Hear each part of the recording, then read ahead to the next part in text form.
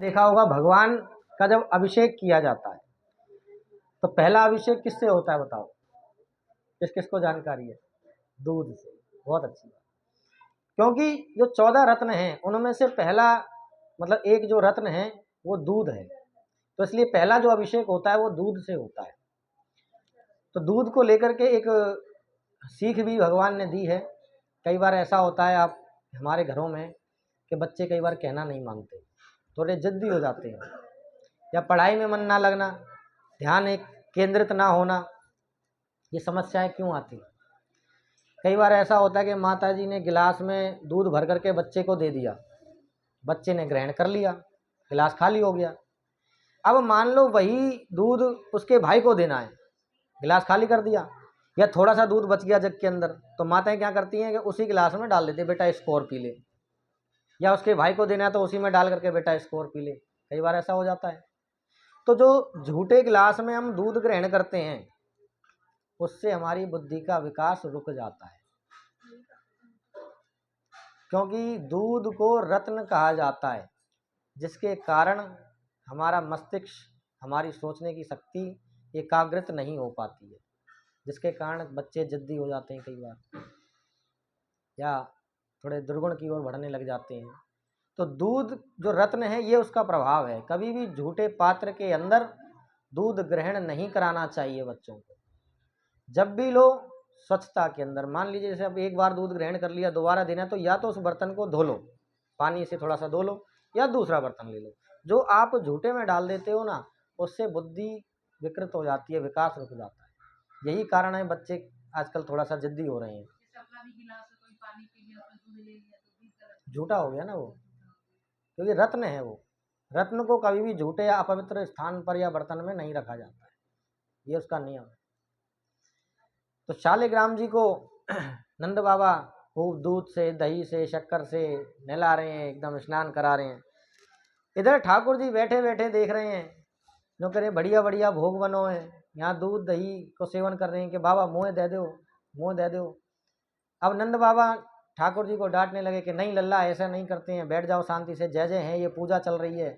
तो ठाकुर जी को थोड़ा समझा बुझा कर बैठा देते हैं, कहते ऐसे हाथ जोड़ो और हाथ जोड़ करके भगवान का ध्यान लगाओ, पूजा पाठ करो। क्या ठीक है। अब ठाकुर जी तो नटखट ही हैं। अब देखा कि हाँ बाबा ने ध्यान लगा लिया, नंद बाबा तो ध्यान में चले गए हाथ जोड़ करके। अब ठाकुर जी ने एक आंख खोली, दोनों आंख बंद करा दी नंद बाबा ने, एक आंख खोली और देखने लगे कि पहले बाबा, हाँ अब बाबा की दोनों आंख बंद है, देख ना रहे।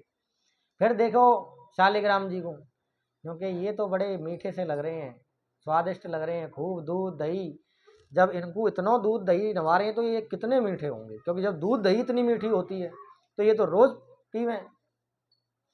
तो जैसे ही देखा कि बाबा का ध्यान इधर उधर हुआ, ध्यान में लगा लिया, उठाए शालिग्राम जी कपाक से मुंह में रख लिए। अब शालिग्राम जी जो पूजे जाने थे वो ठाकुर जी के मुंह में चले गए। अब जैसे ही मुंह में धरे तो एक गाल ऊंचा हो गया, जैसे मुंह में रसगुल्ला धर लें। अब छोटे से ठाकुर जी हैं, नन्हे से मुंह में उन्हें पपोर रहे हैं, आनंद ले रहे हैं, तो मीठे हैं वो, अब मीठा लग रहा है उनको, आनंद ले रहे हैं। अब इधर नंद बाबा का ध्यान पूरा हुआ, आराधना पूरी हुई, जैसी आँख खोली सामने देखा कि जय हो नंदलाल की, जय हो ठाकुर जी, जय हो नारायण की, सत्यनारायण भगवान की जय हो करी, तो यहाँ ठाकुर जी गायब, जय हो कौन की, यहाँ तो ठाकुर जी ना है सामने। अरे शालिग्राम जी कहाँ गए हमारे? इधर उधर ढूंढा, कुछ नहीं, बहुत दूर तक ढूंढने लगे। देखो तो ठाकुर जी को एक गाल उचक रहे हो, ऊपर रहे हो, फूल रहे हो कि लाला मुँह में का धरो है? कि ना बाबा कछू ना है, मुँह में तो कुछ नहीं है, मुँह में कुछ नहीं है, जरूर कुछ ना कुछ मुँह में। फिर एक गाल ऊपर कैसे हो रहा? झट नंद बाबा ने गुलचा मार दियो। गुलचा कहते हैं बच्चों का मुंह खुल जाता ना, ऐसे मार देते हैं, ऐसे मारो टपकते करके शालिग्राम जी बाहर। अब जब जैसे ही शालिग्राम जी बाहर आए, नंद बाबा कहने लगे लाला तू तो बहुत नटखट है, तेने ही का करो, हमारे ठाकुर जी मुँह में धर लिए तेने तो। अब उन्हें कौन बतावे कि ये तो स्वयं ब्रह्मांड को स्वामी है, इसके मुख के अंदर तो ये शालिग्राम जी क्या ना जाने कितने देवता विराजमान है। ऐसा करके दृश्य कराने लगे। तो नंद रानी से कहने लगे कि जसोदा देखो तेरे लाला ऐसे उधम करे। तो जसोदा मैया का प्रेम थोड़ा सा अधिक है, क्योंकि काफ़ी समय बाद उनको पुत्र की प्राप्ति हुई थी। उस समय 85 वर्ष उम्र थी उनकी, लगा जब ठाकुर जी पधारे उनके यहाँ। तो कहने लगी कि लाला तो नटखट है, तुम वह काय को डांट रहे हो, तो अनुभव है, उसे क्या पता, वो क्या जाने कि जय जय कौन है कैसे है, तुम जाओ। मैया लाला को कम डांटती थी, छोटे थे। अब लाला को नहलाया धुलाया, श्रृंगार करने लगे। जब श्रृंगार करने लगे, ठाकुर जी को श्रृंगार ऐसा करो कि सभी देवी देवता ऊपर से बैठ करके देख रहे हैं कि ये कैसी लीला कर रहे हैं ठाकुर जी, किसके यहाँ हैं, कैसे हैं। जो पूरे ब्रह्मांड को चला रहा है, जो पूरे ब्रह्मांड का पालन कर रहा है, आज एक साधारण मनुष्य, माता यशोदा, क्या नाम है, नंद बाबा, इनको परम पिता परमात्मा को निला रही हैं, श्रृंगार कर रही हैं। वो कह रहे हैं कि ये अवसर हमें कब मिलेगा। देवता ललायत हो रहे हैं जो अवसर माता यशोदा ने पाया। देवता ऊपर से इस लीला को निहार रहे हैं।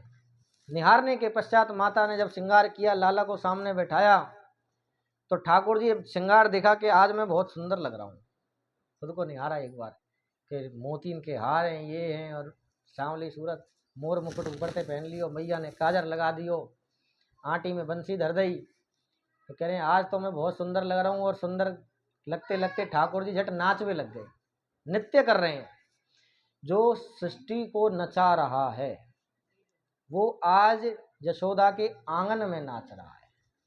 सोच के देखो कितना पवित्र होगा वो आंगन, कितनी भाग्यशाली होगी वो माँ, कितने भाग्यशाली होंगी वो आसपास की दीवारें, वो आसपास के लोग, वो वायु, कितना सौभाग्य है उनका जो इस सृष्टि को नचाने वाले को उस आंगन में नाचता हुआ देख रहे हैं। कितना अच्छा लगेगा ऐसे ही कि अगर ठाकुर जी हमारे बीच यहाँ करके ऐसे नाचे तो कितना सौभाग्य है। क्या उस दृश्य को एक बार सोच के दे। तो आज देवता इसी बात को कह रहे हैं कि जो हमें इस संसार को, सबको, सृष्टि को नचा रहा है, वो इस आंगन में किस प्रकार नाच रहा है। और भगवान उनकी स्तुति कर रहे हैं। क्या? शेष महेश गणेश दिनेश सुरेश जाहि निरंतर ध्यावे, ताहि अखंड अनंत अनादि अछेग अवेद सवेद बतावे।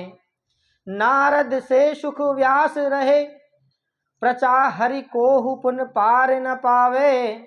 ताहि अहीर की छोछरिया, छछिया भरी छाछ पे नाच नचावे। कि जो इस संसार का पालन कर रहा है, जरा सी छाछ को पाने के लिए इस धरती पे आ गया, ब्रज में आ गया, और उस छाछ को पाने के कारण यहाँ नाच रहा है। कैसा ईश्वर है, इतना प्रेम में, इतना करुणा में, इतना दयावान, कि वो कभी अपने भक्तों में ऐसे भेदभाव ना करे कि मैं इन साधारण मनुष्यों के साथ, इनके बीच, तो आप और हम कैसे भेदभाव कर सकते हैं जब उस परमपिता परमात्मा ने भेदभाव नहीं किया। आप और हम, ये हमारी छोटी सोच है। वो परमपिता परमात्मा आया आपके हमारे बीच, उसने स्पर्श भी किया, खेले नाचे कूदे, संसार को नचाने वाला आज यहाँ खुद नाच रहा है। और भगवान नाचते हुए, खेलते खेलते बाहर गए। बाहर जा कर के भगवान लीला करने लगे। क्या लीला कर रहे हैं? जैसे बच्चा मिट्टी खाता है, भगवान खेलते खेलते मुंह में भगवान ने मिट्टी धर ली, ब्रज की रज। अब सोच के देखो भक्तों, भगवान इतना बड़ा परम पिता परमात्मा 56 भोग खाने वाला मिट्टी खा रहा है। इधर ग्वाल वालों ने देख लिया, बलराम जी ने देख लिया कि लाला तू माटी खा रहे हो, तेरी जा करके मैया से शिकायत करूं मैं। जा करके मैया से कहा कि लाला ने माटी खाई है, मैया जाके मोड़े देख। निद्रा देवी पर प्रभाव डाल रही है माता जी पे निद्रा देवी प्रभाव डाल रही हैं। तो कहने लगी कि लाला तेने माटी खाई का? कि ना मैया, मैंने माटी नहीं खाई। कि ला मोड़े खोल, मोड़े दिखा। कि ले मैया देख ले।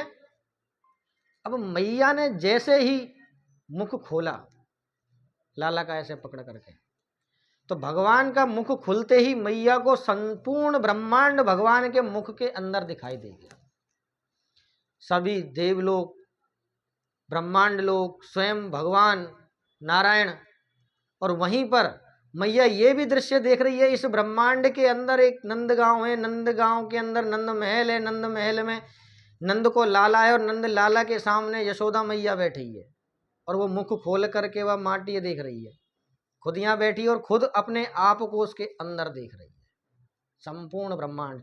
जब ये चीज देखी मैया ने, ये लीला देखी, देख करके चौंक गई, सुध बुध खोल गई, बेहोश है गई। जैसे ही बेहोश हुई तुरंत ग्वाल वालों ने, सखियों ने, दासियों ने पानी छिड़का, जल छिड़का। जल छिड़कने के पश्चात मैया को होश आया।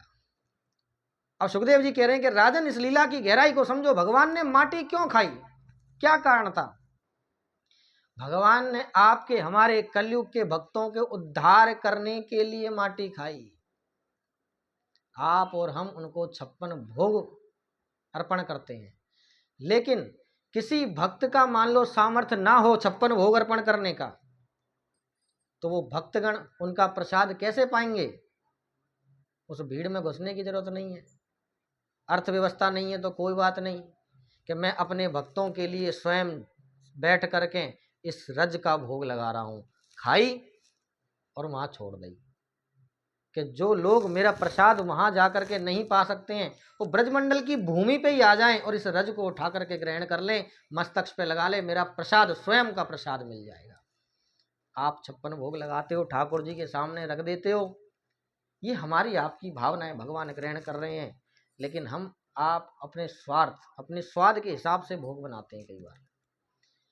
इसलिए भगवान ने उन सारी चीजों को मिटा करके अपने परम भक्तों के लिए रज का प्रसाद दे दिया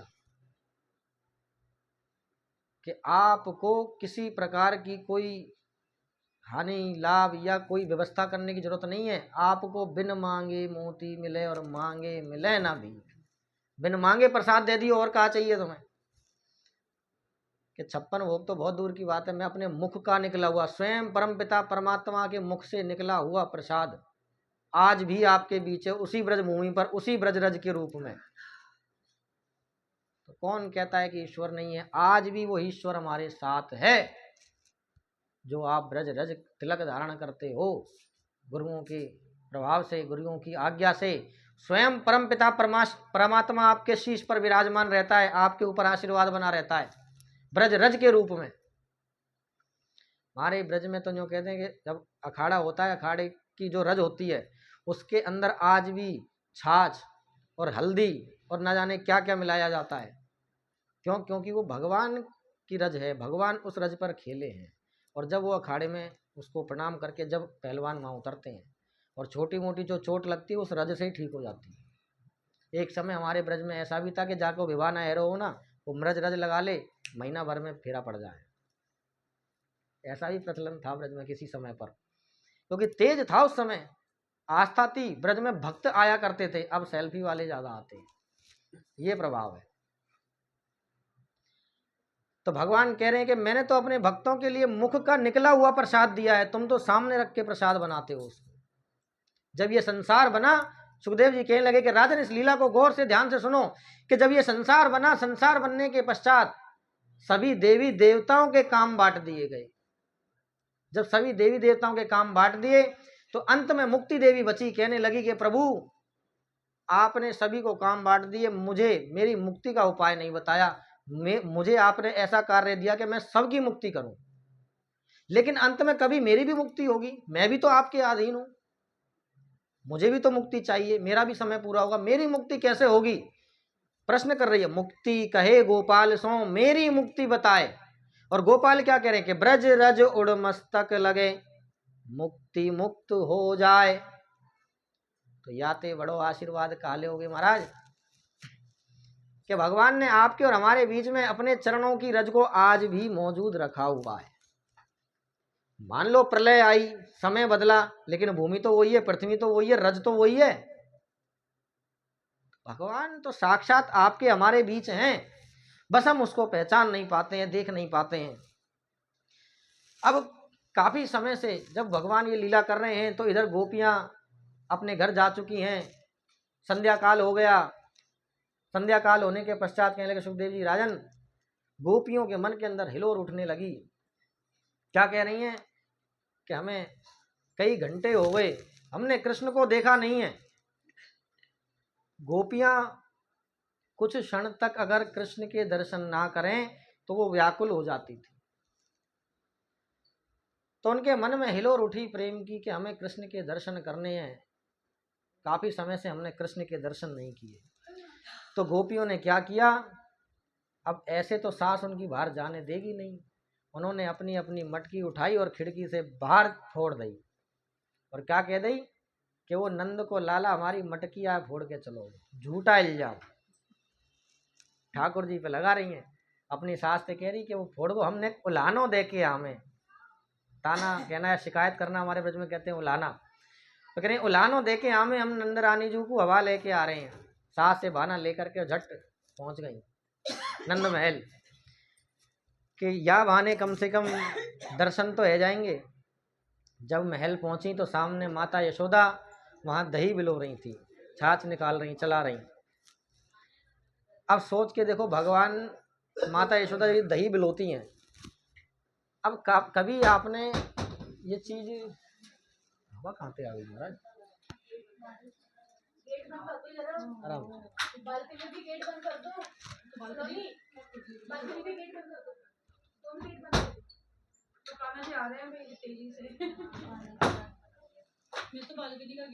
जब जन्म हो तो होना चाहिए।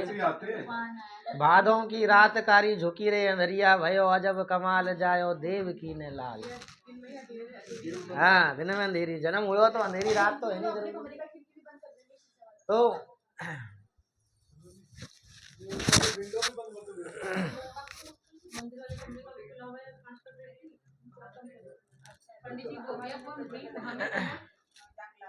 वो गोपियां हमारी इंद्रियां हैं। जब करो आपकी जो इंद्रियां है ना आपके अंदर, ये इंद्रियां ही गोपियां हैं। जो 16,108 है ना भगवान की, जो गोपियां नृत्य कर रही हैं, जो विवाह की है, ये सब इंद्रियां हैं। आप और हम ही हैं उनके गोपी रूप में। इसलिए तो कहा जाता है पुरुष हो चाहे स्त्री, उसको स्त्री दिया गया पुरुष, आत्मा जो है वो स्त्रीलिंग है, चाहे किसी की भी हो। तो माता यशोदा जब दही बिलो रही हैं, दही चला रही हैं, माखन निकाल रही हैं, तो जिन्होंने यहाँ माखन निकाला है या देखी होगी वो दही बिलोने की आकृति कैसी होती है। मटका रखा होता है और मटके के ऊपर रही होती है, ठीक है। अब आप अपने आप को, इस धड़ को, क्योंकि देखो भगवान के जब हम दर्शन करते हैं, भगवान का कोई विग्रह होता है तो उसको नाभि से ऊपर रखा जाता है। आपने मंदिरों में जितने दर्शन करे होंगे, या आप जैसे अब ये मंदिर है, आप बैठे हो सेवा पूजा करते हो बैठ के, तो मंदिर इतनी ऊंचाई पे हो कि नाभि से ऊपर हो, नाभि से नीचे अपवित्र हिस्सा कहलाता है। इसलिए तो अब नाभि से लेकर के यहाँ तक के शीश का आप स्वयं के शरीर का दर्शन करो कैसा है। इस धड़ को, इस ऊपर ऊपर के धड़ को थोड़ा सा उल्टा कर दो, सर नीचे और ये हिस्सा हमारा ऊपर, रीढ़ की हड्डी जो है। अब ये हो गया हमारा मटका सर, और ये जो रीढ़ की हड्डी है ये हो गई रई, बन गया मटका और रई। अब माता यशोदा उसको चला करके घी निकाल रही हैं। अब ऐसे ही इस रीढ़ की हड्डी को यहाँ से हम इसमें मथ रहे हैं, गर्दन, पूरे शरीर में गर्दन ये कैसी है जो पूरी हिल जाती है, यानी कि मटका अंदर घूम रहा है। इस मस्तिष्क को हम घुमा रहे हैं, इसको हम जितना चलाएंगे उसकी आस्था में, उतना इसमें से घी प्रकट होगा, उतना उसमें से ज्ञान प्रकट होगा। और हम सोते रहेंगे तो क्या प्रकट होगा बताओ। जब ये बुद्धि चलेगी, इसका इस्तेमाल करेंगे तो ज्ञान अपने आप आएगा। और ऐसे बैठे बैठे रह जाएंगे तो वो दूध भी फट जाएगा, वो पचना होगा, बुद्धि खराब हो जाएगी। तो मनुष्य को भगवान ने दही बिलो दही, माखन ने काट दियो। वही माता यशोदा आज ज्ञान की प्राप्ति करा रही हैं, दही को बिलो रही हैं। इधर जब मैया को लाना दे रही हैं, ने के लिए पहुंची कि तेरे लाला ने मटकी फोड़ दी, ऐसे ऐसे कर दियो, तो मैया को विश्वास नहीं हुआ और उन्हीं को डांट करके भगा दिया। जब डांट करके भगा दिया तो इधर मैया ने दूध रखा हुआ था उफानने के लिए चूल्हे पर, पहले चूल्हे चला करते थे, तो वहां दूध उबल रहा था। इधर जब मैया लाला की बातों में और गोपियों की बातों में उलझ गई तो उधर दूध बाहर निकल गया हांडी से। इधर जब भगवान का हाथ पकड़ा हुआ था भगवान को ऐसे ले रखा था मैया ने, जब गोपियाँ उनको लाना देने के लिए आई थी कि मेरा लाला ऐसा नहीं है। अब जैसे ही आवाज़ आई दूध गिरने लगा नीचे, तो मैया ने क्या किया, उन गोपियों को बोल दिया कि तुम जाओ, तुम्हारे चक्कर में मेरा दूध गिर गया, और लल्ला जो गोदी में था उसको नीचे रख करके और तुरंत भागी। अब जैसे ही लल्ला को नीचे रखा, गोपियाँ तो अपने घर चली गई, लल्ला को नीचे रखा, लल्ला जी नाराज है गई, ठाकुर जी नाराज है गए, कहने लगे अरे मोते ज़्यादा प्यार होगा दूध, मुँह को पटक के चले गई, यहाँ बाल गिर जाता मैं लग जाती, मेरे तो नेक सौ बालक हूँ, यूँ ना समझ रही है, तो मुँह पटक के चली गई। तो भगवान ने मुँह फुला लियो। अब भगवान ने मुँह फुला ली, मुँह फुला लियो तो कहने लगे ठीक है, आपको मुझसे ज़्यादा वो दूध प्यारा है, वो मटकी प्यारी है, तो पहले यही को इलाज करूँगा। अब मैया माते अपनो कार्य करके साफ सफाई करके थोड़ी सी जैसे ही कमराते बाहर को निकली, ठाकुर जी चुपचाप भीतर गए और सबसे पहले वो मटकी फोड़ी।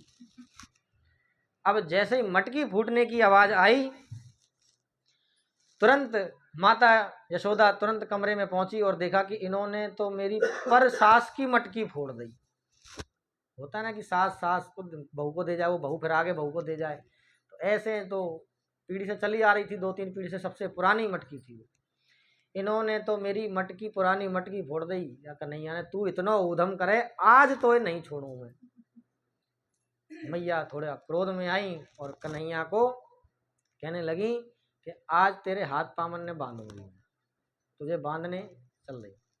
तो कन्हैया को हाथ पकड़ो, हाथ पकड़ के मैया उखल के पास पहुंची और वहाँ ठाकुर जी को खड़ा किया और रस्सी लेकर के आई और बांधना शुरू कर दिया।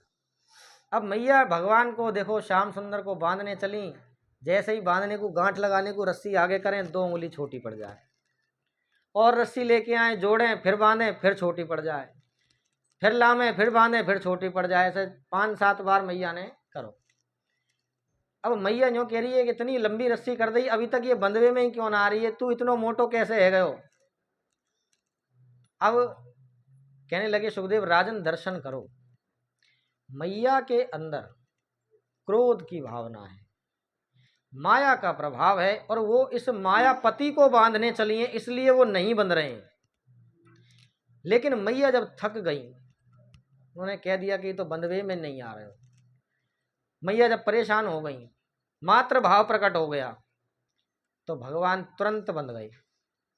भगवान ने रस्सी पकड़ी कि मैया तो पे ना बंध रही, ले। मैया ने दोनों जोड़ के दे दी और मैया यशोदा ने तुरंत बांध दिए।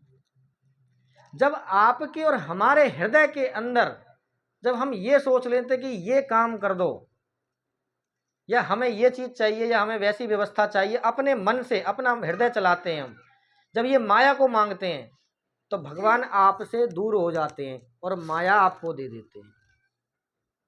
और जब आपके अंदर मात्र भाव आ जाता है, समर्पण भाव आ जाता है कि प्रभु तुम सब जानते हो, आपको सब पता है कि आपके बच्चों को कब क्या कैसे चाहिए,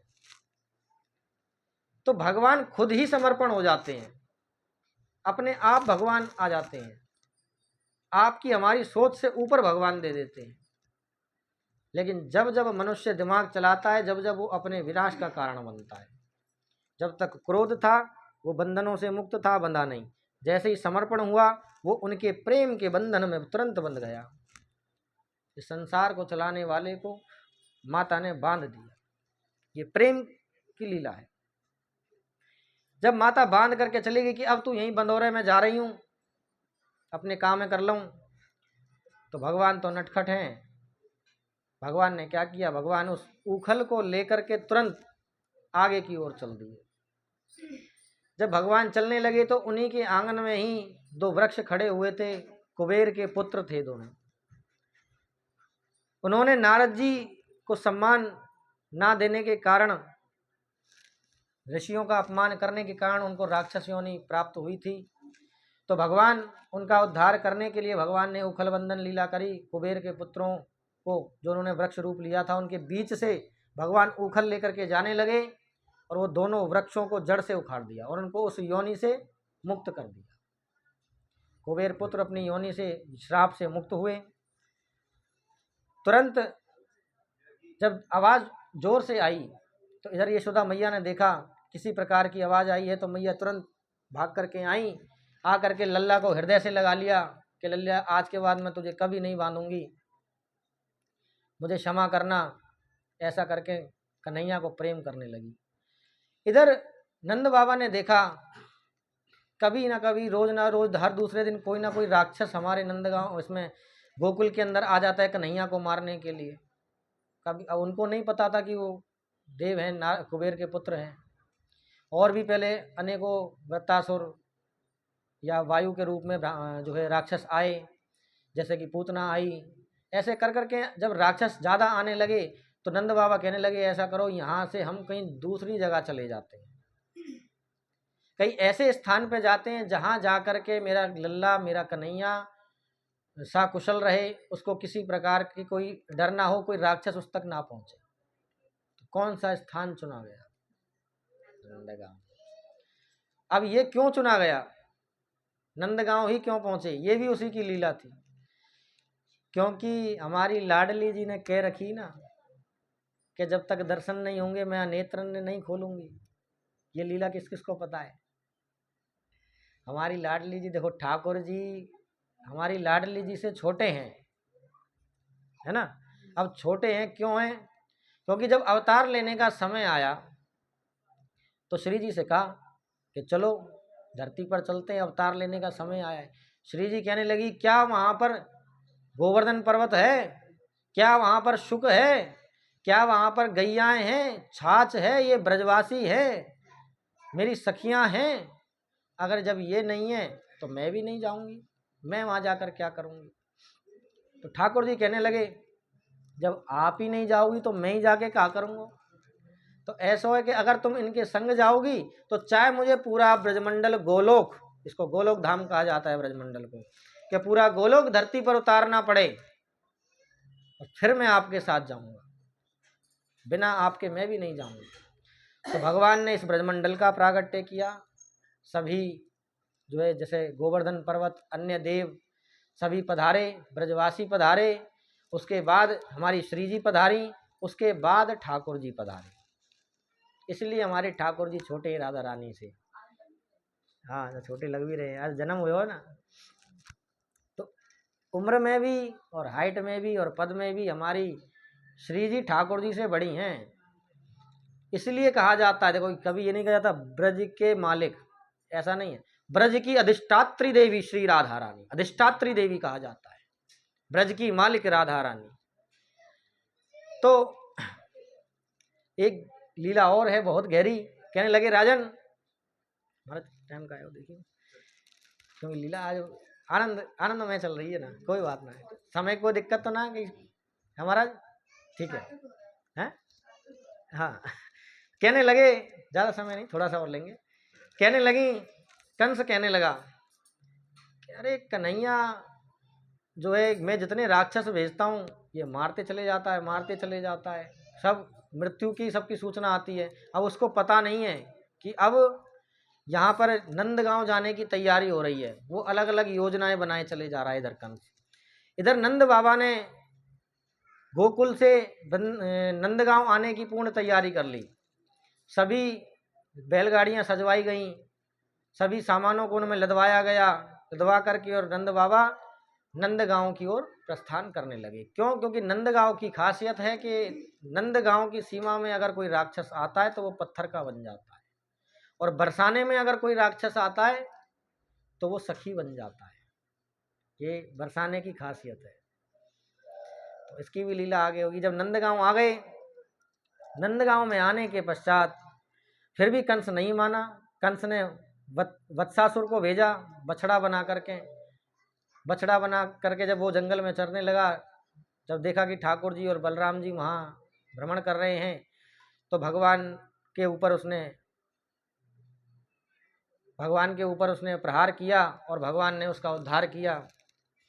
फिर उसके बाद उसने बकासुर को भेजा, जो कि बगले का रूप था। बगले का रूप धारण करके आया, भगवान ने उसका उद्धार किया। फिर अजगर बन के आया, अघासुर नाम का राक्षस। अजगर जो सांप होता है उसका काफ़ी विशाल होता है वो। तो अजगर कैसे आया? वो अपना मुंह खोल करके बैठ गया और सभी ब्रजवासी जन उसके अंदर गुफा समझ करके उसमें प्रवेश करने लगे। कहने लगे तो बड़ी सुंदर गुफा है, ऐसी गुफा तो हमने आज तक देखी नहीं, ऐसा कह करके कहने लगे। जब कहने लगे तो एक व्यक्ति एक ग्वालवाल सखा कहने लगा कि अरे ये हो सकता है कोई राक्षस हो, इसके अंदर खतरा भी हो सकता है, आप मत जाओ। अब ग्वालवाल कहने लगे जब हमारो कन्हैया हमारे संग है तो हमें काय बात की दिक्कत है, चलो। इसलिए भगवान ब्रजवासियों को ज़्यादा प्रेम करते हैं कि वो सोचे समझे ना है, डायरेक्ट चलो, चाहे राक्षस हो चाहे कोई हो, कन्हैया बैठा हुआ आप समझा ले हो। तो कन्हैया के आश्रित होकर के अजगर के मुंह में ब्रजवासी चले गए। अब भगवान को जब पता लगा कि ब्रजवासी अजगर के मुंह में चले गए तो भगवान तुरंत दौड़े दौड़े आए और ग्वाल वालों को ढूंढने का नाटक करने लगी और उस गुफा में वो भी चले गए। और अंदर जाकर के जैसे ही उसने मुख बंद किया, हलचल हुई तो ब्रजवासियों को थोड़ा सा आगे भेज दिया। जब आगे जाकर के भेजा, भगवान थोड़ा पीछे रुके और पीछे रुक करके तुरंत उस अजगर को फाड़ दिया और सभी बाहर आ गए। भगवान ने अघासुर का उद्धार किया। भगवान आज जंगल में बैठे हुए हैं अपने मित्रों के साथ उद्धार करने के पश्चात। जैसे आप बच्चे पिकनिक करते हैं भोजन वगैरह जंगलों में, ऐसे भगवान बैठे हुए हैं, भोजन करने लगे हैं। अब भोजन करते करते ब्रह्मा जी ऊपर से इस लीला को देख रहे हैं। क्या लीला देख रहे हैं कि ये भगवान कैसे हो सकता है, ये ईश्वर कैसे हो सकता है, परम ब्रह्म कैसे हो सकता है, ये तो अपने ग्वाल वालों के संग बैठ करके उसी झूठे बर्तन में पा रहा है, साधारण बालकों की तरह बैठा हुआ है, उनकी तरह बात कर रहा है, खेल रहा है, कूद रहा है। ये भगवान नहीं हो सकता है। ब्रह्मा जी ने लीला रची। ब्रह्मा जी ने भगवान के जो बछड़े गौ चारण कर रहे थे कुछ वो चुराए। भगवान जब उन बछड़ों को ढूंढने गए तो ग्वाल बाल चुरा लिए। तो भगवान के मित्र ग्वाल बाल सब भगवान ब्रह्मा जी ने चुराए।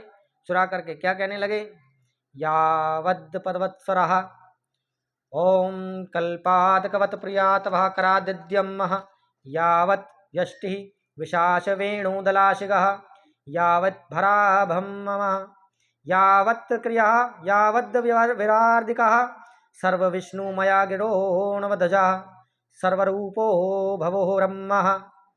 कि जब ब्रह्मा ने सभी ग्वाल बाल चुराए तो भगवान ने ध्यान लगाया कि मेरे ग्वाल बाल मेरे ब्रजवासी जन ब्रह्मा ने चुरा लिए हैं परीक्षा के लिए। तो भगवान ने अपने ही अंग से तुरंत सारे जैसे ग्वाल बाल वैसे थे वैसे ही, और जैसे जो बछड़े थे गैया थी वैसे ही तुरंत उन्होंने प्रकट कर दिए। अब क्यों प्रकट किए, ये भी गहरी लीला है। अब ब्रह्मा जी तुम बैठे रहो, उनको पता ही नहीं कि यहाँ भी हैं। अब जो पिछले जन्म में माताएं थीं या पिछले जन्म के अंदर जो गौएं थीं, उन्होंने तप किया था कृष्ण को पुत्र रूप में पाने के लिए।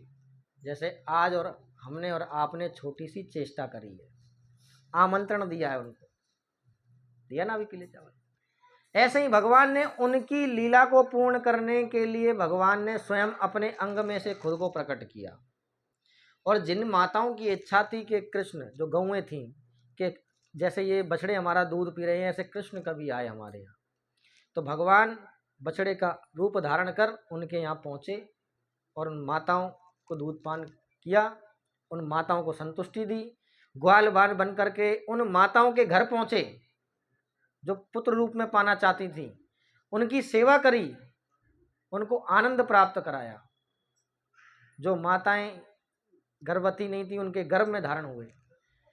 भगवान हर जगह पहुँचे, जिन जिन माताओं की इच्छा थी कि ब्रह्मा तू बैठा रहे, ले जा ग्वाल वालों को, क्यों, क्योंकि सब उसके हाथ में। ब्रह्मलोक भी तो उन्हीं का ही है कि वो लोग भी मेरा ही है, वहाँ भी मेरे ब्रजवासी, वहाँ भी मेरे बछड़े सुरक्षित हैं। यहाँ उन माताओं की इच्छा पूरी करने के लिए, उन गौओं की इच्छा पूरी करने के लिए भगवान स्वयं प्रकट हो गए। इधर जब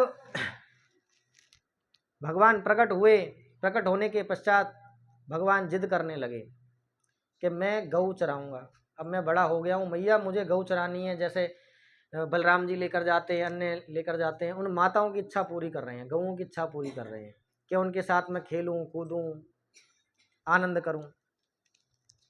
तो भगवान जब इस इच्छा को पूरी करने लगे तो पहली बार भगवान ने जब गौ चराई तो 5 वर्ष की आयु थी। कार्तिक मास था, शुक्ल पक्ष था, जिसे हम कहते हैं ना कि गोप अष्टमी। तो भगवान ने पहली बार उस दिन गौ चराई और उस गौ का नाम था कामधेनु, कामधेनु अंश से थी। और भी अन्य कई प्रकार की माता के पास गऊएं थी। 9 लाख गऊओं का वंश था। अब कई गऊओं का वर्णन आता है, लेकिन 9 लाख गऊ लगाओ कितनी होंगी, कितनी जगह में आएंगी। तो आज भी वही वंश जो उस समय था, कुछ वंश आज भी नंदगांव में विराजमान है, उन्हीं गऊओं का वंश चला आ रहा है। जब भगवान गऊ चराने के लिए पहुंचे, तो पहली बार जब गऊ चराने गए भगवान, गऊ चराने के पश्चात भगवान के रूप का दर्शन कर रहे हैं भक्तगण। ऊपर देवता बैठ करके दर्शन कर रहे हैं। क्या दर्शन कर रहे हैं? भगवान गऊ चराने पहुंचे। इधर गऊ चराने पहुंचने के बहाने कंस ने इस चीज का फायदा उठाया, धेनुकासुर नाम के राक्षस को भेज दिया। जब धेनुकासुर नाम का राक्षस पहुंचा तो बलराम जी ने उसको दूर से देख लिया। देख करके बलराम जी ने उसका उद्धार किया। उद्धार करने के पश्चात अब सुखदेव जी दर्शन करा रहे हैं। क्या दर्शन करा रहे हैं? कि राजन, भगवान जब गऊ को चराकर आ रहे हैं, शाम के समय, संध्या के समय, गोधूली वेला है, ठंडी ठंडी हवा चल रही है, भगवान के चेहरे पर पसीना है, और पसीना धूप की किरणों के कारण चमक रहा है, जैसे मोती चमकता है, हीरा चमकता है, ऐसे वो चमक रहा है। गोधूली वेला के अंदर भगवान के सौंदर्य का वर्णन कर रहे हैं। क्या? तम गौर जशकुराह कुदंत वल्लवाह विन्यः प्रसून चिरेक्षरा चारु हासम वेणुकवंत मेनु गरुणागरी कीर्ति गोप्यो विद्वाक्षितः गोभ्यम गमन समेतः। कि हल्की हल्की शाम का समय है, हल्की हल्की धूप है, धूल उड़ रही है, हल्का सा पसीना है। तो इन सब चीजों को मिला करके जो आचार्य हैं, उन्होंने भगवान के सुंदर रूप का वर्णन किया। क्या वर्णन किया? जिसको आते हैं वो गाएंगे, और जिसको नहीं आता है वो आनंद लेंगे। अधरम मधुरम वदनम मधुरम नयनम मधुरम हसितम मधुरम हृदयम मधुरम गमनम मधुरम मधुराधिपतेरखिलं मधुरं वचनं मधुरं चरितं मधुरं वचनं मधुरं चरितं मधुरं वसनं मधुरं वलितं मधुरं चलितं मधुरं रमितं मधुरं मधुराधिपतेरखिलं मधुरं वेणु मधुरो रेणु मधुरा पाणि मधुरा पादो मधुरा नित्यं मधुरं सख्यं मधुरं मधुराधिपतेरखिलं मधुरं गीतं मधुरं पीतं मधुरं भुक्तं मधुरं सुप्तं मधुरं रुदुराधिपतेरखिलं मधुरं रूपं मधुरं मधुराधिपतेरखिलं मधुरं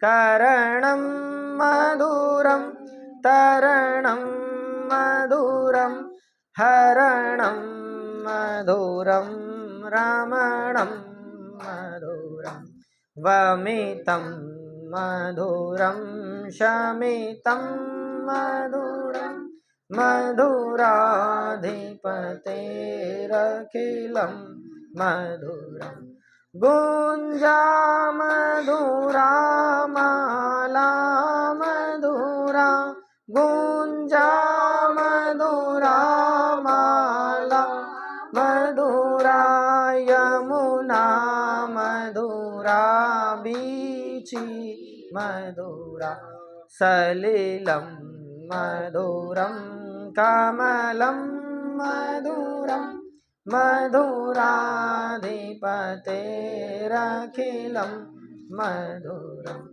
गोपी मधुरा लीला मधुरा गोपी मधुरा लीला मधुरा युक्तं मधुरं मुक्तं मधुरं मधुराधिपतेरखिलं मधुरं दृष्टा मधुरं श्रेष्ठं मधुरं मधुराधिपतेरखिलं मधुरं गोपा मधुरा गावो मधुरा यष्टि मधुरा षष्टि मधुरा दलितं मधुरं फलितं मधुरं मधुराधिपतेरखिलं मधुरं मधुराधिपतेरखिलं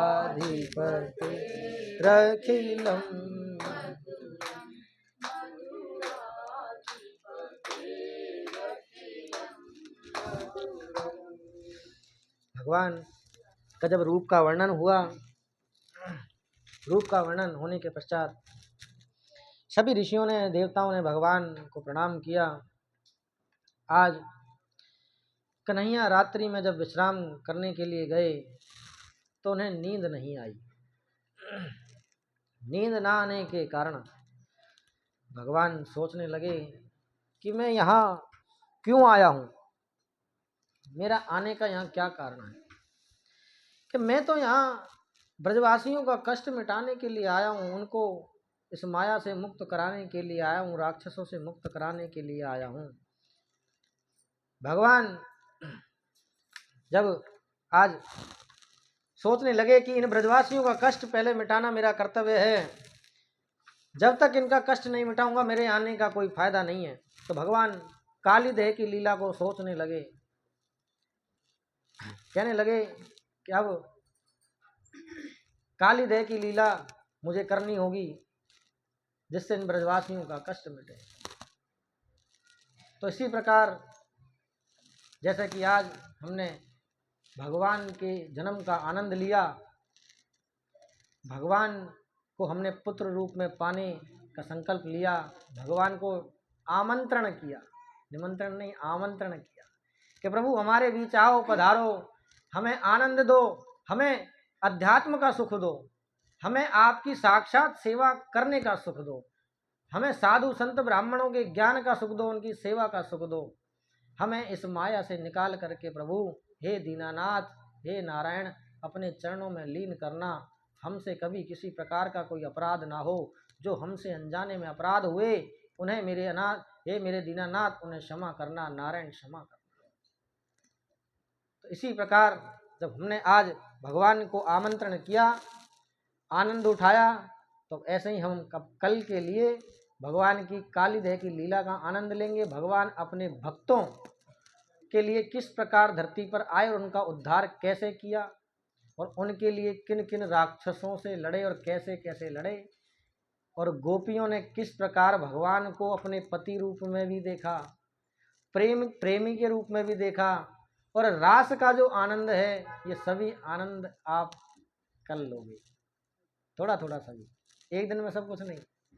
आज आपने भगवान के जन्म का आनंद लिया तो कल भी तो रास का आनंद बनता है। सब लोग एक दिन में ले लोगे तो फिर पेट में दर्द हो जाता है ना ज़्यादा खाने से। आरती की तैयारी करो बेटा। तो सभी भक्तगण एक बार आज लाला को जब जन्म आया हो तो एक बार लाला को आनंद लेंगे, एक बार राधा नाम का कीर्तन करेंगे सभी। महाराज तो आज जो है हमारे जो परीक्षित जी है ना, आज ये आपको संकीर्तन को आनंद दिवाएंगे। महाराज जोर से राधा नाम को संकीर्तन करो आज आप। ये आप दो पद हैं आज इनके पास, एक तो वही कथा है रही है तो परीक्षित जी का पद तो है इनके पास, फिर दूसरा आज ये नंद बाबा को भी पद है भैया। सब जोर से गाएंगे, इसे बंद कर देना। हाँ आप कर दो, हो गया।